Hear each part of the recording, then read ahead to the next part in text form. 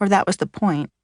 A country singularly obsessed with controlled reserve and conformity, with engineering watches, with the promptness of trains, would, it follows, have an advantage in the emergency of a body smashed to pieces. That Switzerland is also a country of many languages is what granted my brother and me unexpected reprieve from the familial gloom. The institute was in Basel, where the language is Schweizerdeutsch, but my mother was of the opinion that we should continue our French. Schweizerdeutsch was only a hairbreadth removed from Deutsch, and we were not allowed to touch anything even remotely Deutsch, the language of our maternal grandmother, whose entire family had been murdered by the Nazis. We were therefore enrolled in the École Internationale in Geneva. My brother lived in the boarding house on campus, but as I just barely turned 13, I didn't make the cutoff. To save me from the traumas associated with Deutsch, a solution was found for me in the western outskirts of Geneva, and in September 1987, I became a boarder in the home of a substitute English teacher named Mrs. Elderfield. She had hair dyed the color of straw, and the rosy cheeks of someone raised in a damp climate, but she seemed old all the same. My small bedroom had a window that looked onto an apple tree.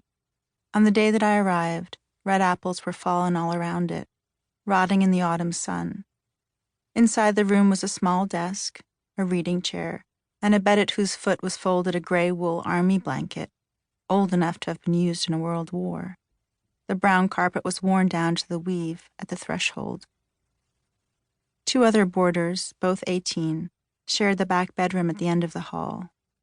All 3 of our narrow beds had once belonged to Mrs. Elderfield's sons, but they had grown up and moved away long before we girls arrived to occupy them. There were no photographs of her boys, so we never knew what they looked like, but we rarely forgot that they had once slept in our beds. Between Mrs. Elderfield's absent sons and us, there was a carnal link. There was also no mention of Mrs. Elderfield's husband, if she'd ever had one. She was not the sort of person who invited personal questions. When it was time to sleep, she switched off our lights without a word. On my first evening in the house, I sat on the floor of the older girls' room among their piles of clothes. Back home, the girls sprayed themselves with a cheap men's cologne called Dracar.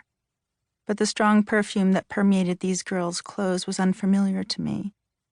Mixed with their body heat and the chemistry of their skin, it mellowed, but from time to time it built up so strongly in their bedsheets and tossed off shirts and bags that Mrs. Elderfield forced open the windows, and the cold air once again stripped everything bare.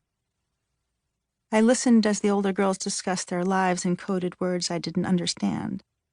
They laughed at my naivete, but they were both only ever kind to me.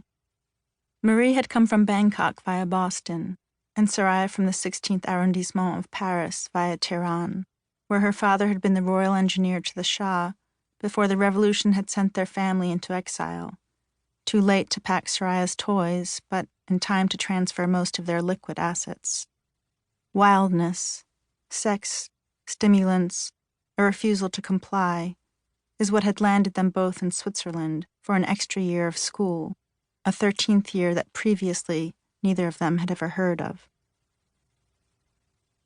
We used to set out for school in the dark. To get to the bus stop, we had to cross a field, which by November was covered in snow that the sheared brown stalks sorted through. We were always late. I was always the only one who'd eaten. Someone's hair was always wet, the ends frozen. We huddled under the enclosure, inhaling secondhand smoke from Soraya's cigarette. The bus took us past the Armenian church to the orange tram. Then it was a long ride to the school on the other side of the city. Because of our different schedules, we rode back alone. Only on the first day, at Mrs. Elderfield's insistence, did Marie and I meet up to travel together, but we took the tram in the wrong direction and ended up in France. After that, I learned the way, and usually I broke up the journey by stopping in the tobacco shop next to the tram stop, where before catching the bus, I bought myself some candy from the open containers that, according to my mother, were crawling with strangers' germs. I'd never been so happy or so free. It wasn't only the difficult and anxious atmosphere of our family that I